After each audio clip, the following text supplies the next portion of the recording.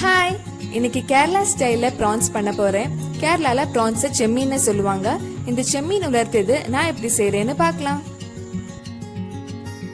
ஒரு கடாயில 1/2 kilo prawns எடுத்திருக்கேன்.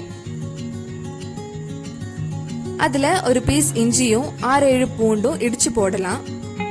இஞ்சி பூண்டு பேஸ்ட் மிக்சியில அரைச்சு போடுறதை விட இந்த மாதிரி இடிச்சு போட்டா இன்னும் டேஸ்ட் நல்லா இருக்கும்.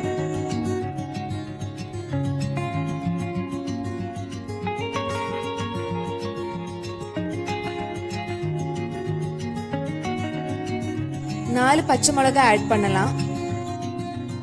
இந்த ரெசிபிக்கு கொடம்புளி தான் எடுத்திருக்கேன். அதுல ஒரு சின்ன பீஸ் இது கூட ஆட் பண்றேன். இது கொஞ்சம் மிக்ஸ் பண்ணிட்டு மீடியம் ஃப்ளேம்ல ப்ரான்ஸை வேக வைக்க போறேன். 1/4 டேபிள் ஸ்பூன் மஞ்சள் பொடியும் தேவையான அளவு உப்பும் ஆட் பண்ணலாம்.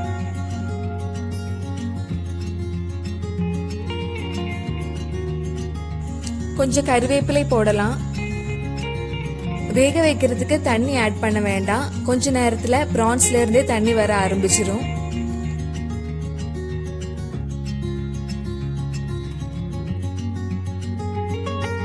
நம்ம தண்ணி ஆட் பண்ணாமலே இவ்வளோ தண்ணி வந்திருக்கு. இந்த தண்ணி கொஞ்சம் வத்துறது வரைக்கும் வெயிட் பண்ணலாம். இப்ப தண்ணி எல்லாம் வத்தி ப்ரான்ஸ் நல்லா வெந்திருக்கு. இன்னொரு கடாயில கொஞ்சம் எண்ணெய் ஊத்தி 2 வெங்காயம் வதக்க போறேன். நான் இதுக்கு தேங்காய் எண்ணெய் தான் யூஸ் பண்ணிருக்கேன். வெங்காயம் சீக்கிரம் வதங்குறதுக்கு கொஞ்சம் உப்பு ஆட் பண்ணலாம். நம்ம ப்ரான்ஸ் வேக வைக்கிறப்ப ஏற்கனவே உப்பு ஆட் பண்ணிருந்தோம். அதனால இப்ப கொஞ்சம் ஆட் பண்ணா போதும்.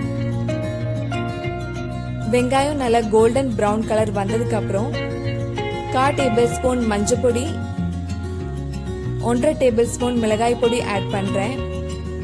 ப்ரான்ஸ் வேக வைக்கிறப்ப 4 பச்சை மிளகாய் போட்டிருந்தோம். ரொம்ப காரம் வேண்டானா நீங்க மிளகாய் பொடி கொஞ்சம் கம்மியா போடலாம்.